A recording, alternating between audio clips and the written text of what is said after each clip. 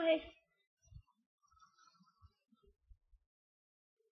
Um, I've noticed lately, a lot lately, that you'll scratch your nose, go like that, wipe your eye, or something, go like that. And then whoever you're talking to, or whoever's around you, will go and get really self-conscious and think that you're trying to hint, like, you got a bit of food on yourself. And then they end up looking like this. Ah, do you want something?